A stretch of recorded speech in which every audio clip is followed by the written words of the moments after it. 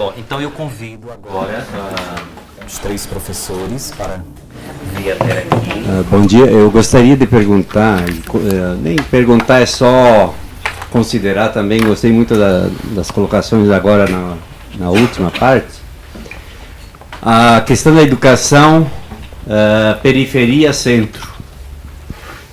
Como se dá esse movimento, já que muitas vezes a nossa ideia de estrutura de cidade, de configuração de meio vivencial, as fronteiras são os últimos. Eu vivo na fronteira de Porto Alegre, no bairro mais pobre e DH mais baixo de Porto Alegre. Como fazer uma educação integral numa área dessas? Como fazer que professores que são acostumados a trabalhar em outras escolas e que na base marista tem excelência acadêmica, fazer que numa periferia essa educação integral, movimentada, transgredida, né?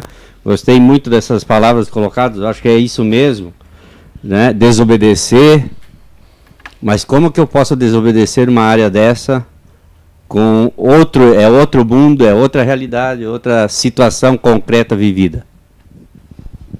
Meu nome é André, eu trabalho aqui na gestão dos colégios maristas dessa província e tenho participado de alguns espaços de debate sobre educação, né? Só que desses espaços que eu participei, assim, a discussão está muito focada em inclusão de tudo, e muito mais querendo defender talvez aí uma herança e uma frustração com a carreira docente, né, dos últimos anos, né? E vocês trouxeram aqui vários exemplos super legais, né? E nesses espaços que eu estive, que era para discutir a educação e planos e propostas para o PNE e tal, ninguém trouxe nenhuma sugestão. Não apareceu ninguém dessas escolas que fazem coisas muito boas, que pagam 8 mil para um professor, que é a única, que tem um projeto integrado muito legal. Ficou somente na frustração e na exigência e em querer colocar a criação de que o conselho daquela escola seja o órgão superior máximo, ou seja, o diretor ele faz o que ele bem entende, ele não conversa com ninguém, ele não faz nada. Só que daí o debate fica só em cima disso. Parece que está tudo 100% ruim, né? E essas iniciativas tão legais ficam só lá. Então, às vezes eu fico bastante cético com esse negócio de vamos ampliar a discussão. Parece que toda vez que a gente quer ampliar a discussão, incluir todo mundo na discussão, parece que é o jeito para não acontecer nada, né? Enquanto tem algumas pessoas que dentro do seu contexto ampliam a discussão naquele contexto e põem em prática, acham um jeito de fazer. Quando a gente coloca o mundo inteiro para discutir aquele negócio, parece que é uma desculpa para não fazer.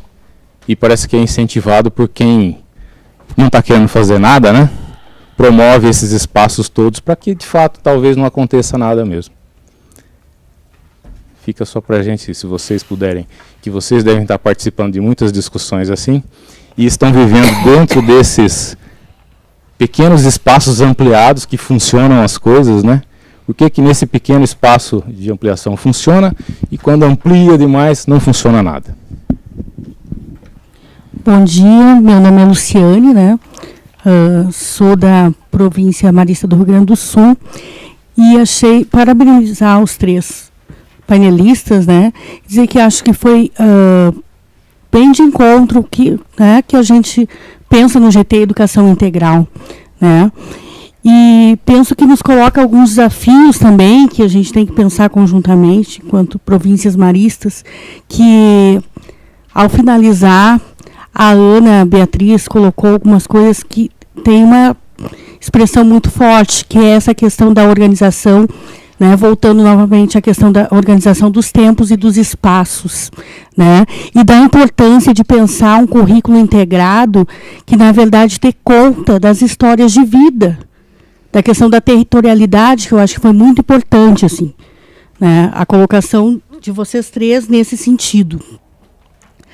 Mas também penso que quando a Ana fala da questão do CECADI, né, e a questão da educação básica, a Pilar e a Jaqueline Moll são pessoas que a gente convive profissionalmente, né, e vê como elas se preocupam com algumas questões que deveriam estar mais integradas, inclusive enquanto ministério, né?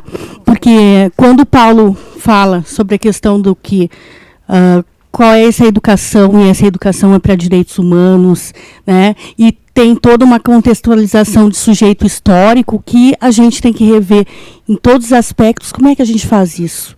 Se a gente ainda consegue ver realmente como um armário, né, a educação, essa questão da fragmentação. Então, acho que a gente poderia estar pensando um pouco nesse coletivo, né, e com a ajuda de vocês, como é que a gente possa trabalhar um pouquinho mais, né, com essa questão da não fragmentação da educação, e isso é o quê? Fazendo uma questão mais de propositividade, né? Com a questão da territorialidade, da pessoa como sujeito de direitos, da questão da intencionalidade, da leitura de mundo, né? E como é que a gente possa estar integrando isso mais à questão curricular, que eu acho que é uma discussão que a gente também não pode fugir, né? E poder estar unificando isso, né? Como um desafio para nós todos aqui, enquanto grupo. Quanto à sua questão, desculpa seu nome. FAC.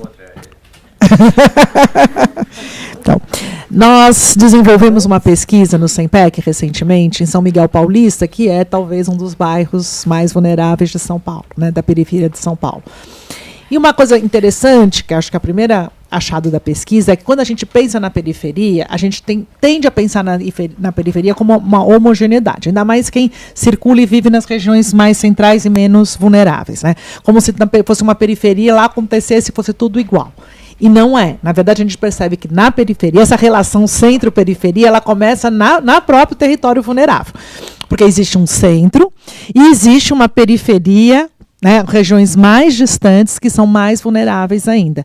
E nessas regiões, o que a gente observa é que a escola é o único aparelho social, político, público, o único aparelho público, na maioria das vezes tem uma delegacia, mas enfim, tem a escola, e sobre a escola recai uma série de questões que às vezes extrapolam o próprio fazer da escola, né? E a gente tem se perguntado muito isso, porque como é que você pensa uma educação integral nesses territórios? Porque o que acaba acontecendo é que tem uma homogeneidade muito grande nas populações. Nas escolas mais centrais, a gente consegue uma heterogeneidade maior de alunos, no que diz respeito ao recurso cultural das famílias, as experiências de vida e até as próprias possibilidades de circulação. Nesses territórios muito vulneráveis, por falta total de condição, as famílias acabam não saindo de lá, né? Elas ficam presas, literalmente, nesses territórios. Então, o que a gente tem visto é que, certamente, precisaria se pensar em políticas públicas específicas para as escolas nesse território. Não dá para tratar as escolas e desenvolver o trabalho dessas escolas ou dessas organizações da mesma maneira como nós pensamos as escolas centrais. Nós vamos pensar em políticas públicas que possibilitem a circulação, que possibilitem não só trazer a cultura, a diversidade de linguagem para esse território, mas também permitam a circulação e que olhem para essas crianças e essas famílias a partir da realidade que elas vivem. E que não é nem, assim, não qualitativamente, mas na sua diferença, na sua necessidade. Então, nós estamos cada vez mais convencidos de que precisa, sim, pensar numa política específica para essa, porque é um isolamento muito grande, né? Assim, a gente percebe, não só nas grandes cidades, as crianças não saem dessas...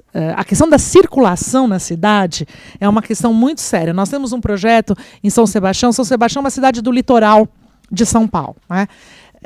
E a estrada que liga a Rio Santos, liga Santos com Rio, ela passa assim muito próxima, acho que algum de vocês devem conhecer, ao litoral. Com isso, quando começou, tem um boom muito grande imobiliário, de hotéis, etc, tem muitas famílias que moram onde eles chamam o sertão, que é da estrada, não do litoral.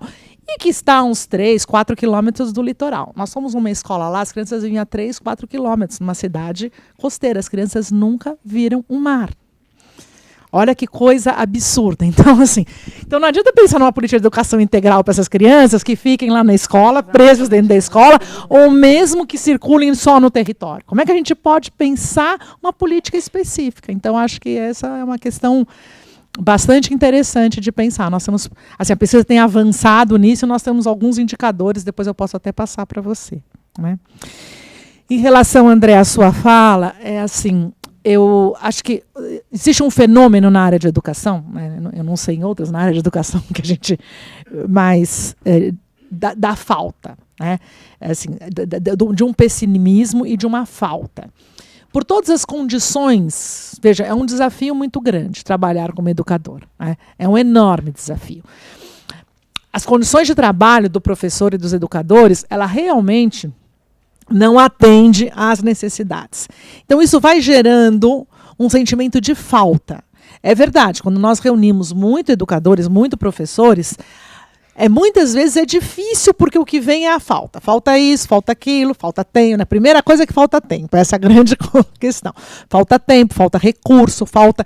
E existem faltas que são concretas e reais. Né? Mas existem faltas também que eu me pergunto o que elas estão, no meu entender, são simbólicas, elas estão simbolizando outras coisas. E a gente precisa olhar um pouco para essa questão da falta, entender melhor para romper esse mecanismo da impossibilidade. Porque a falta traz isso, da impotência, do não conseguir. E essa situação faz que muitas vezes surge na educação as soluções mágicas, as panaceias. Né? Então, agora nós temos uma metodologia, agora nós temos um equipamento, agora são as novas tecnologias, agora é um autor ou outro que vai resolver todos os problemas de educação. A gente procura isso. É isso que cria os modismos em educação, não é? Então a gente tem que tomar muito cuidado, porque a educação integral não se constitua em uma dessas panaceias e um desses modismos que daqui a pouco vai se esvaziar. Então, eu acho que é um círculo vicioso que precisa ser rompido mesmo. A gente precisa romper esse movimento de impotência, de falta, de não conseguir, para poder começar a construir alguma coisa. E eu acho que só se dá por encontros e pelo trabalho coletivo e pela articulação. Né? E contra a fragmentação. Né? A fragmentação, eu acho que é a grande questão e o grande desafio da educação hoje. Eu acho que a gente tem que pensar nessa questão da fragmentação. Eu acho que, assim, acredito que o espaço, é muito interessante pensar nisso, no como os espaços constituem. Eu não sei aqui em São Paulo, mas a gente, pelo SEMPEC, a gente viaja bastante pelo Brasil. O número de grades que tem nas escolas, qualquer escola que a gente entre hoje, ela tem muitas grades. As grades separam os espaços. Né? Então, grades e cadeados. Grades e cadeados. É uma coisa assim absurda. Né? As secretarias, os pais conversam com a escola atrás da grade. Não tem uma grade que separa o pai da escola, o pai dos funcionários da escola. Oi? Um vidro. Com ar-condicionado gelado vindo de lá. Não é? Então, acho que o espaço é a primeira grande questão de romper com essa fragmentação e o conhecimento. Né? Agora, isso implica uma grande desconstrução, porque implica quebrar as fronteiras, implica nós mesmos, professores, não é? Porque cada um de nós é muito arraigado à sua especificidade, à sua especialidade, à sua disciplina. Então, eu acho que é o grande desafio a gente poder pensar como é que a gente constrói um currículo que quebre com essa fragmentação e que possa orientar o trabalho numa forma mais interdisciplinar, mais articulada.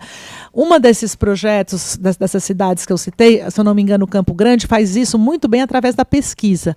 O eixo integrador é a pesquisa. São projetos de pesquisa. E isso que integra toda a questão da interdisciplinariedade. Então, acho assim, o trabalho por projetos e por pesquisa é um caminho interessante para a gente poder pensar nisso. Então até vou começar por isso. Roteiros de pesquisa do Amorim. O Amorim também, em Lima, né, o desembargador Amorim Lima, lá em São Paulo, uma escola pública, ele construiu roteiros de pesquisa, que é o currículo. Cada aluno tem um roteiro de pesquisa próprio, não tem todo mundo aprendendo a mesma coisa ao mesmo tempo.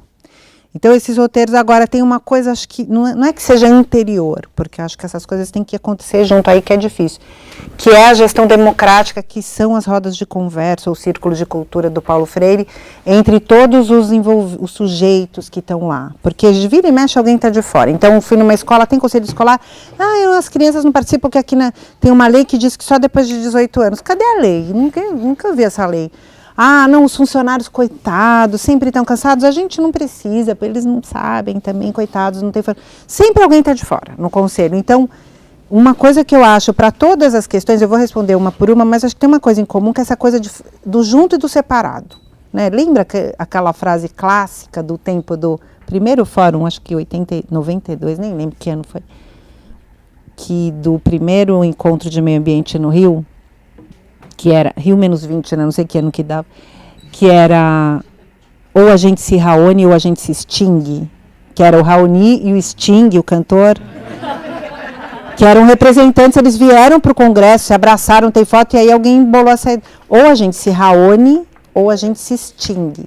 E eu acho que é isso, ou a gente se reúne e aprende a viver junto. E tem inclusive o último livro do Richard Sennett, que é um sociólogo bem importante, A Corrosão do Caráter, etc., chama Juntos. Juntos. Como fazer junto? A gente nunca aprendeu a fazer junto.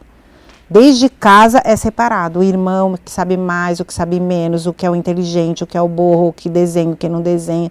A gente vai aprendendo por separação. Esse é o jeito que o mundo moderno se constituiu. Por comparação e por separação. Como é que constrói? Por agregação. A gente não sabe. E a gente tem um pouco de medo porque o ego fica nervoso. Porque eu vou perder o que eu sei fazer. Então, acho que essa coisa de como faz junto, e aí a gestão e o coletivo. Duas escolas, ganhando mal ou bem, porque realmente esse caso de Jaboatão nem precisava nem ter estragado a história contando o salário. Mas porque é único, realmente tem que estudar isso daí, né? O prefeito criou e ele consegue, né? E são poucas escolas, na verdade, então acho que fica mais fácil. E a cidade tem dinheiro, porque está lá na rota dos coqueiros e tal. Mas, em Nova Iguaçu eu percebi isso como gestora pública.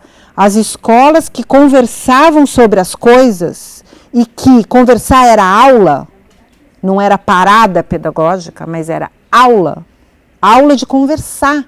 Aula de discutir, a gente nunca fez isso, não tem essa matéria, ninguém se especializa nisso. Então, na hora que conversa, não está tendo aula, não é de eletivo, é outra. Tem que ser conversar, tem que ser de eletivo. Para conversar, gente, casal, qualquer um, como é que chama? Tem até 2 letrinhas, né? TR. O TR é fundamental, trabalhar a relação. Tem que conversar na escola. Tem que conversar sobre as coisas que não estão indo bem. E todo mundo tem que ter direito à fala. Os representantes. Então, eu acho que para o caso. Então, pegando agora uma por uma, periferia.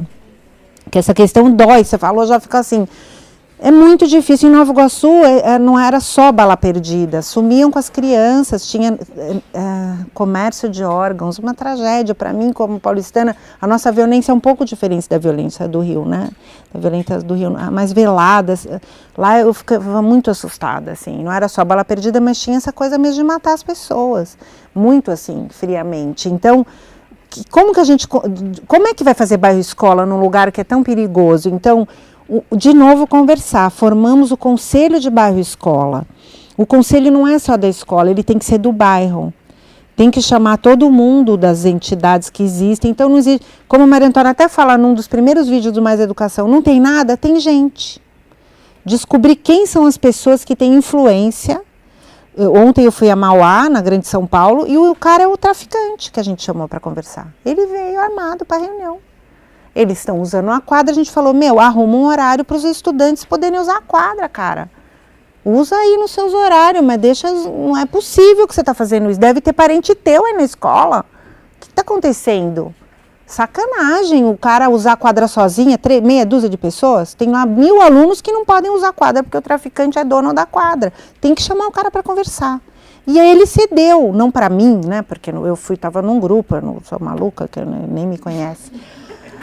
Mas, na verdade, em Nova Iguaçu tinha isso, a gente chamava as pessoas que faziam articulação com a comunidade, assim, lá em Cabo e Jaboatão, né, onde eu estou trabalhando em Pernambuco, a escola do Cabo é toda fechada para dentro.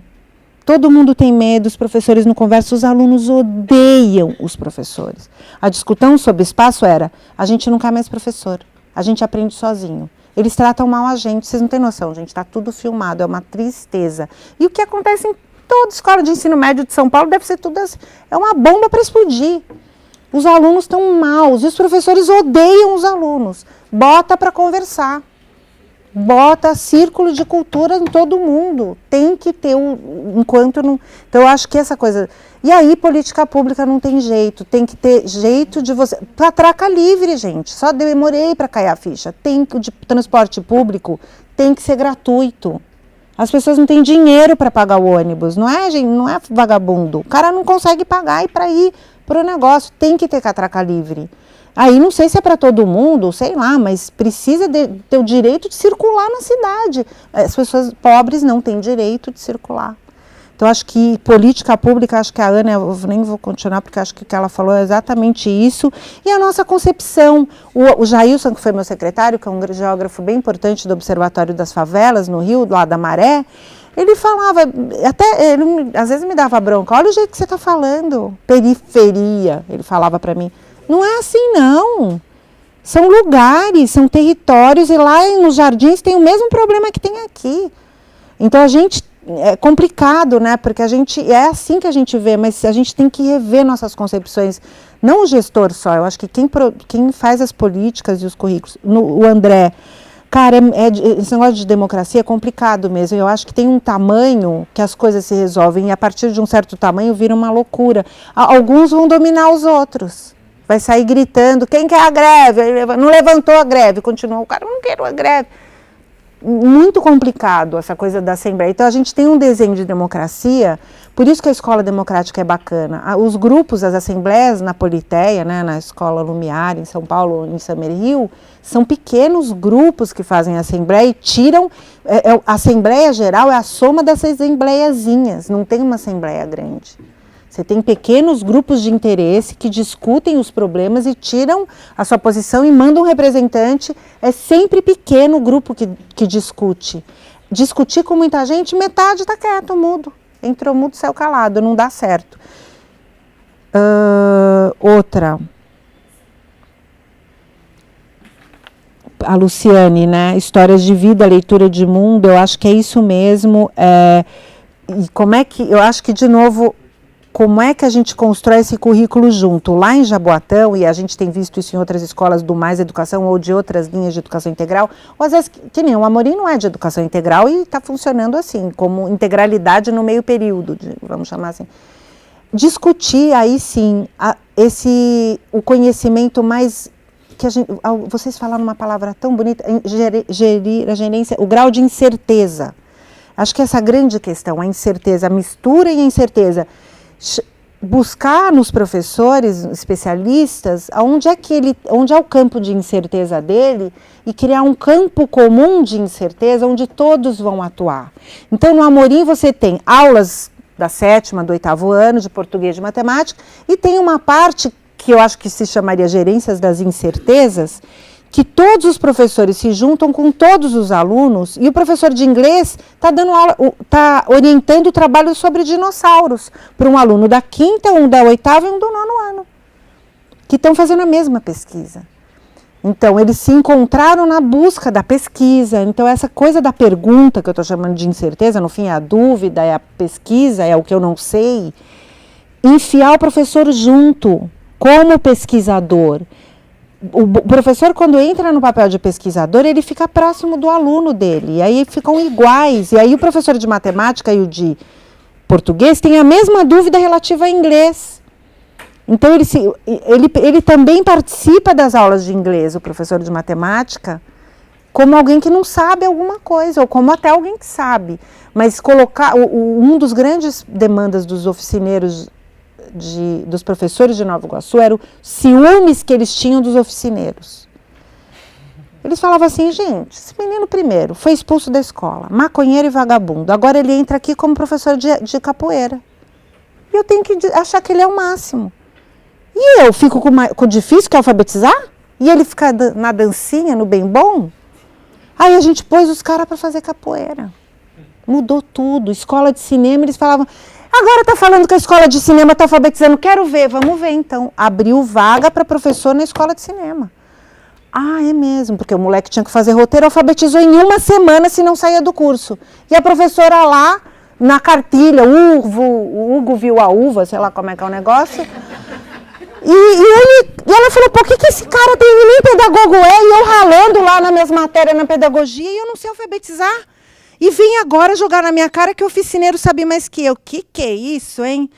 E é um moleque, às vezes, de 18 anos, ou 16, que é oficineiro. Então, eu acho que colocar o professor na situação de receptor da educação integral é muito importante. Acho que acabou, né, já.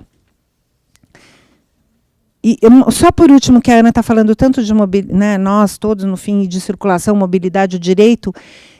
Eu tive com um menino que é do Catraca Livre de BH, num debate lá no Teias da Cidadania, semana passada, retrasada, na UFMG. E um menino chama incrível, ele chama Roberto Andrés, e ele é do movimento Pisiagrama. Imagina, Pisiagrama, né? Pisiagrama. E ele faz tudo ao contrário, vaga livre, onde tem uma vaga de carro, bota um tapetinho, um sofá, um vaso, e fica os carros querendo parar, eles dão licença, estamos no sofá lendo. E esse menino, ele chama isso de pedagogia expandida. Eu achei tão bonito, eu falei, posso usar, vou citar você. Ele falou, ele nem liga. Mas é porque eu quero que vocês pesquisem o Pisiagrama, entra lá no site que é bárbaro. E aí eu acho que é isso, a pedagogia precisa se expandir. E é isso. Obrigada.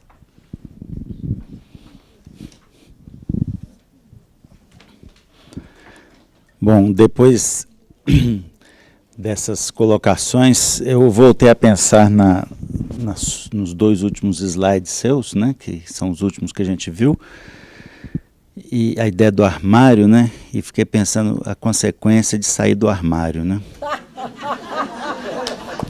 Talvez a hesitação seja justamente essa, estamos pensando nas consequências dessa decisão, né. Mas se não sairmos, não, a constipação nos pega. Vamos ficar sempre constipados, chateados. Então tem alguma coisa assim. E aí os sotaques, né? Aí no meio da conversa teve o TR, trabalhar a relação, e o DR, discutir relação. Então no Brasil provavelmente em assunto de relação, deve haver algum sotaque também que a gente precisa atentar. E todos têm o direito de fazer como quiser. Se quiser trabalhar, discutir, cada um faz do seu jeito, né? Os grupos pequenos e o grupo grande, né? Até que ponto? Nesses últimos 2 anos, eu tenho atentado, cada um de nós atenta por uma pesquisa, né? Eu tenho atentado para os ciganos. E foi apenas graças a pastoral nômade que a gente conseguiu alguma inserção um pouco mais qualificada com eles lá no território de Brasília. E eles estavam numa escola que chamava Córrego do Arrozal, entre duas cidades que chama Planaltina e Sobradinho. E com aquela questão da itinerância, né? E acabou que a inserção ela causou uma quebra de paradigmas para eles, em troca de uma quebra de paradigmas para nós. Porque a gente sempre imagina os ciganos como nômades, né, itinerantes. E com a convivência eu percebi que eles realmente tinham uma itinerância, mas que eles iam e voltavam ao mesmo lugar. Eles não iam pelo mundo, não, eles vão e voltam. Eles têm no comércio o segredo, né, do porquê ir e porquê voltar. E muitos comerciantes que não são ciganos fazem a mesma coisa. Eles vêm a São Paulo, fazem compras, voltam, vão no Paraguai, né, fazem compras, voltam. Então, eles também fazem com um circuito próprio. Mas eles mantêm valores, crenças e hábitos muito próprios lá. E são esses valores, crenças e hábitos que os afastam das escolas. Porque com 14 anos, no máximo até 15, eles têm que ter filhos. E os filhos são da comunidade. Então tem estava na minha projeção, mas o penúltimo slide é um que a Jaqueline Moll usa muito quando termina as falas dela, eu ia repetir também, que é um provérbio africano que diz que é preciso toda uma aldeia, né, para se educar uma criança. essa é a filosofia deles. O filho é nosso, não é do casal. Aí o casal pode até separar, pode casar de novo e tal, mas o filho é nosso, porque ele é que vai dar continuidade à nossa cultura. Então nós aqui é que vamos educá-lo. Essa é a parte boa. A parte ruim vem a quantidade de outras regras culturais, né, que cerceiam e determinam o que eles devem ser. Mas eles não queriam ir para a escola porque se vestem de forma própria e depois dessa iniciação adolescente, colocam dentes de ouro os homens e aparecem e ficam muito estranhos à comunidade escolar de qualquer escola, né, vestidos como vaqueiros que adotaram essa identidade brasileira, né, mais do interior, e com 14 anos já com filhos, mas analfabetos e com muita dificuldade. Então com a classe de alfabetização fica difícil. Eles foram fixados na terra. Então, deram uma terra para os ciganos. Está lá a Cooperativa dos Ciganos de Brasília, do Distrito Federal. E, em contrapartida, foi montada uma escola dentro do acampamento, com uma classe multisseriada exclusiva para ciganos. Então, eles vão ser alfabetizados naquela idade até a idosa maior, todos sendo alfabetizados juntos, porque eles têm essa necessidade. Então, se formos decidir numa política pública, como eles já disseram, nós somos os outros, né? Tem os negros, os índios e os outros. Agora os documentos começam a mudar. Se vocês virem há 2 anos atrás, colocar no Google ciganos, UNB-TV, vai ter uma reportagem sobre esse evento que a gente fez lá na universidade e que a gente tirou uma moção que encaminhamos aos ministérios, ao governo, a políticos e tal, e que já está redundando de volta em mudanças. Então está lá negros, índios, ciganos e outros. Eles pelo menos não são mais os outros. Há algum outro que a gente quer descobrir, mas não são esses 3. Mas eles são um grupo constituído e tem uma necessidade própria. E tem tudo aquilo que a gente fala de integral desafia um paradigma como esse, onde é o tempo, o espaço e o currículo. Né? O currículo que eles querem, eles não dão valor aos nossos diplomas, apesar do que agora querem diplomas. Então, mas querem negociar esse diploma. Então, tem algo a ser aprendido aí que eu estou tentando entender direito o que é. Então, os grupos, uma política nacional, ela não contempla muita gente, não só os ciganos. Uma política municipal deixa de fora também muitos grupos. Então, a gente está sempre excluindo, até sem querer excluímos. E quando vai na periferia, aí o movimento me parece que é o contrário. A educação integral, para mim, tem 2 perspectivas. Uma é a chamada assistencial, nome muito combatido, muito politicamente incorreto para muita gente, mas para mim ele não é incorreto, ele é correto. Nós devemos assistir as pessoas em suas necessidades, não só aqueles que têm necessidades especiais. Todos temos necessidades. E as nossas necessidades mínimas são o cumprimento dos direitos que estão desde a Constituição. Se nós não temos os nossos direitos assistidos, então nós não podemos exercer a cidadania. Então, há direitos do cidadão, desde a Constituição, pela LDB, por tantas leis, que não são cumpridos. E assistir a esses direitos já é um grande passo na educação integral. E se para cumprir esses direitos a gente ainda precisa da merenda escolar, 3 vezes no dia para ser educação integral, se a gente precisa do transporte para ir e voltar da escola, e outras assistências às famílias, porque elas não têm condições a vir, em que se pese Bolsa Família e outras tantas políticas, é parte do processo de inclusão, é investimento, forma de você viabilizar essa inclusão. Não se inclui fácil, tem um preço a pagar por isso. E o outro aspecto, que é o que nós nos interessamos mais, que é o pedagógico. Cumprir a pedagogia que a gente sempre fez é difícil, né? Sair do armário e fazer uma nova, a gente não tem ideia ainda direito. Mas se não experimentarmos, né, cada um na sua forma diferente de fazer e nos reconhecermos assim, não é só conhecer, nos reconhecermos. Eu acho que toda vez que a gente se reúne e faz uma apresentação, a coisa mais importante é que todo mundo fica instigado são os casos. Os casos, né? Guararapes, São Paulo, Rio, e vamos listando o Brasil todo. São 5.256 municípios, né? A maior parte deles tem alguma experiência, algumas chamadas mais exitosas, outras incipientes e outras com desejo de ter. Nos reconhecer como Brasil, né? Isso públicas, hein? Nós estamos falando hoje aqui de iniciativas privadas, de coisas que nem são incluídas como educação integral por questão paradigmática também, internatos, por exemplo, e outras escolas agrícolas e outras tantas que, a princípio, nas primeiras definições não estavam sendo contempladas, mas que sempre existiram, né? que desde sempre estão aí com uma possibilidade de ensinar alguma coisa. Então, concluindo, eu acho que tanto o assistencial quanto o pedagógico, eles estão em fase de reconhecimento. Precisa se cumprir, alguns que não se interessam pelos diplomas, que é o que a gente tem a oferecer, é o que temos que cumprir um conteúdo, uma carga horária, o MEC instituir leis para que isso seja feito, as greves são em cima desse paradigma de carga horária e conteúdo, e a gente tem que avançar, tem que expandir ao longo disso. E se a gente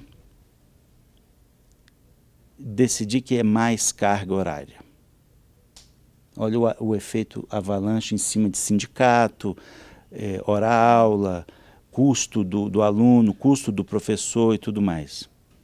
Então, imagina o deslocamento, né? Essa fala eu fiz em Brasília. 564 escolas.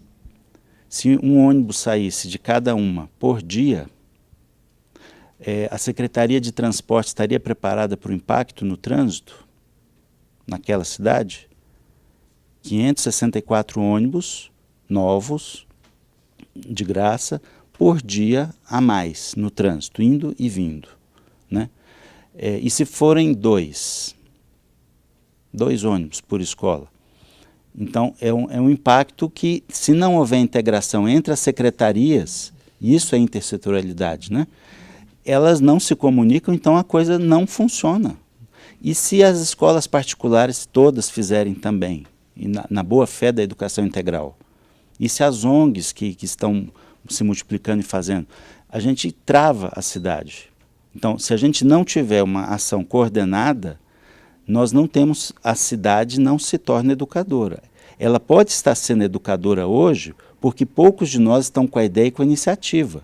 Mas se todos fizermos ao mesmo tempo, nós travamos as cidades.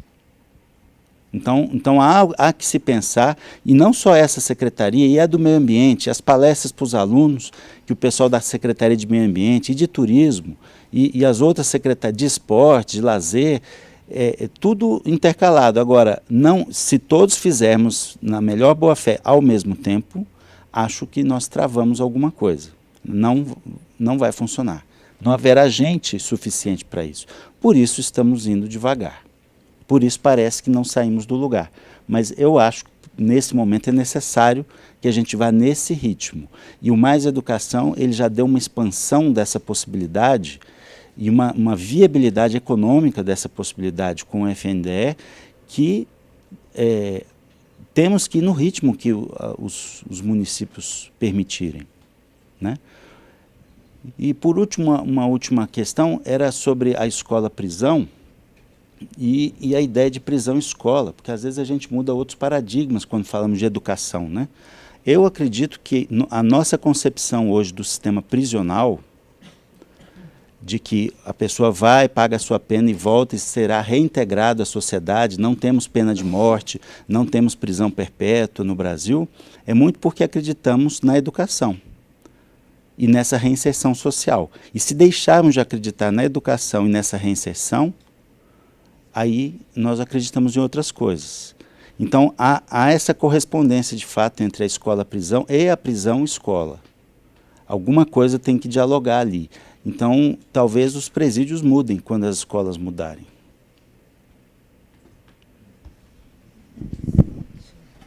Muito obrigado. Em tom de frustração, pelo menos de minha parte, tenho que comunicar-lhes que outra rodada de perguntas, pelo menos nessa perspectiva do tempo, que para nós é numa perspectiva integral, mas que um tempo cronológico lá fora. Que a gente Mas também a água é existe, milagre. que a gente O nome da água é milagre. Nessa agenda, Toma água milagre. A água não chama milagre. quero dizer e convidar-los para que a gente continue essa conversa durante o almoço, tá? Porque temos aí uma reserva em outros espaços que não serão somente esses, circular, né? tem. Temos que circular conforme a mesa também foi nos deslocando, né, nestes ambientes. E aí só tenho a agradecer, né, a participação das professoras Ana Helena, Ana Beatriz, ao professor Paulo Varecha, a vocês aqui presentes, né, pela sintonia e por acreditar, né, verdadeiramente nessas pistas e nessas reflexões que foram hoje colocadas aqui nesta manhã, as pessoas que estão nos assistindo até este momento, agradeço, né, em nome da União Marista do Brasil, essa sintonia também com a gente aqui em Curitiba, nesta casa anfitriã, que é a PUC do Paraná.